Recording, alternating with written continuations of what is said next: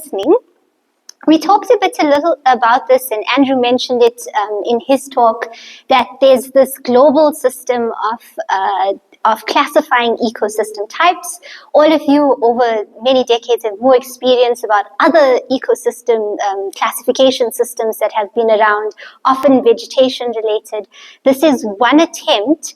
The difference is that this community of practice from the IUCN is coming to countries and workshopping with us and having a conversation rather than it just being a top-down, here's the classification system, this is the way it is, which is really cool. So that's why we have the opportunity to come to you to be able to take your knowledge back up into the system. So you'll see that the subtropical thickets, or the thickets, whatever it has nesting across the globe.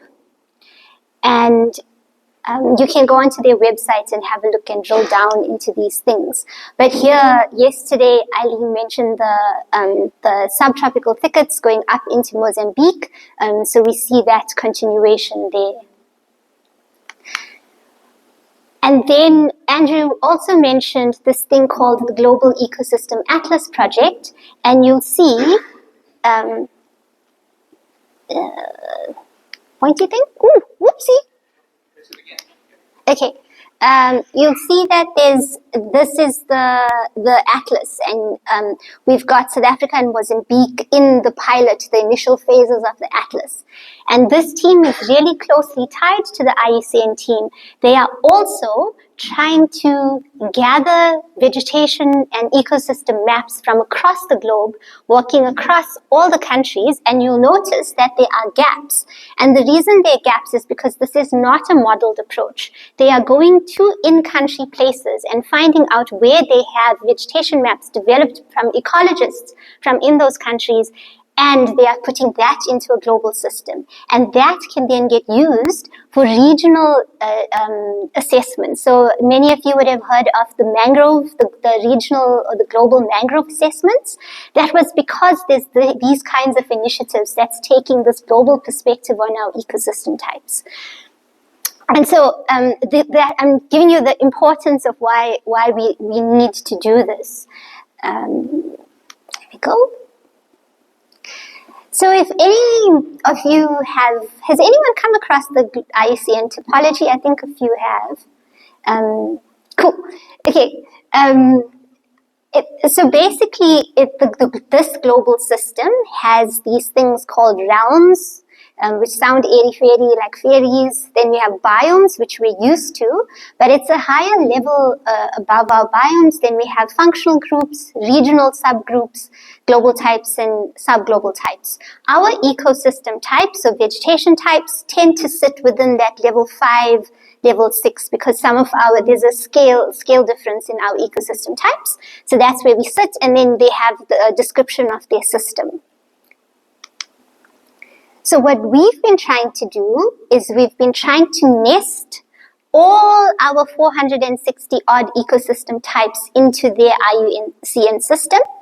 And this is a snapshot of the terrestrial biome. You'll see there's 6 classes at their level 2, and then the 7th class is human-modified systems, which we tend to ignore in the vegetation map, but it would come from our land cover if we had to bring classes up from there. So we tried to look at where the thickets would fit into as a team, and it fitted into this group, which was the T1s, which is where a lot of our systems fit. And then we put a lot of the thickets under this thing called the tropical, subtropical, dry forests and thickets, mostly because it said thicket. But behind this system so we also looked at the rest of the thickets. So those are all our current thicket types. And you'll see there's a few that fit into MT2.1, which is coastal shrublands and grasslands. And you'll see if you go down the list, those are our dune thickets. And then there's T3.2, which was the feinbossy thicket, because it's sort of more Mediterranean. This is an imperfect crosswalk, and that's why I'm here. So if anyone's frowning, thank you. But yeah, we'll get to that. So the IUCN has been developing this system. So if any of you have been working with the vegetation map, you'll know that we also have this transparent system for telling us that we're wrong. And so they're also developing, it's not released yet, but this is why I love that this classification system is different. They want us to tell them where their system is not working for us. And so there's an opportunity for feedback. And as part of that guideline, funny enough, South Africa is the example because we were one of the pilot countries, and you'll see 2 thicket types there used in the example. So they basically want us to now take all our systems and go and workshop it with everyone, with the in-country experts, and you'll see they have this whole way of doing things. Those are 2 different experts in the red and in the black that have scored the Sundays Valley Thicket under T1.2. There's a little bit of disagreement because it fits into 2 different categories in their system, and that's completely fine because it's a global system. We know these are not perfect nestings.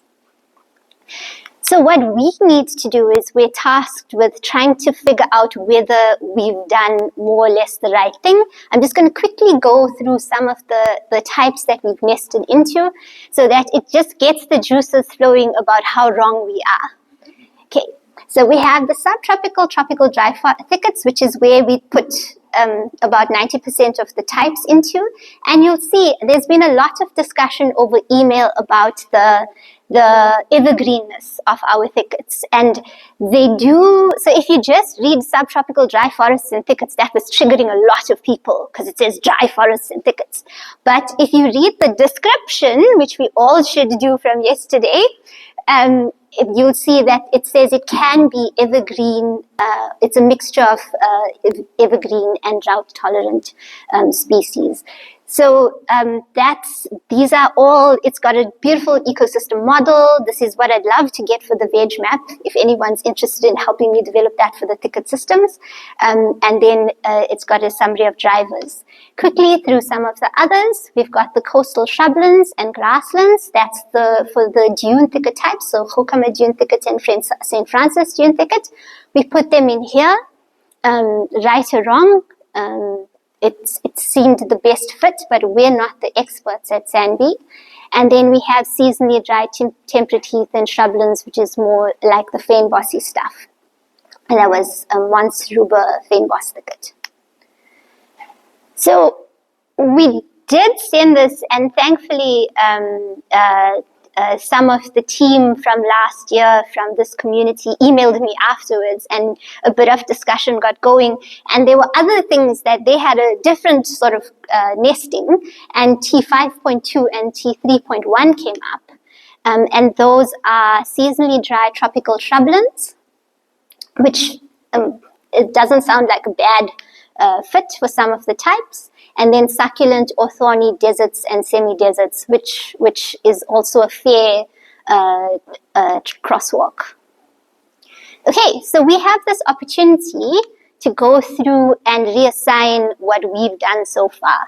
And it's, there's a lot. It just shows that just with a few emails between about 5 people, we've already got disagreement and the potential for refinement. So I think that there is it's a very positive thing because people have started engaging, and it would be awesome if we have more engagement from more people in the community.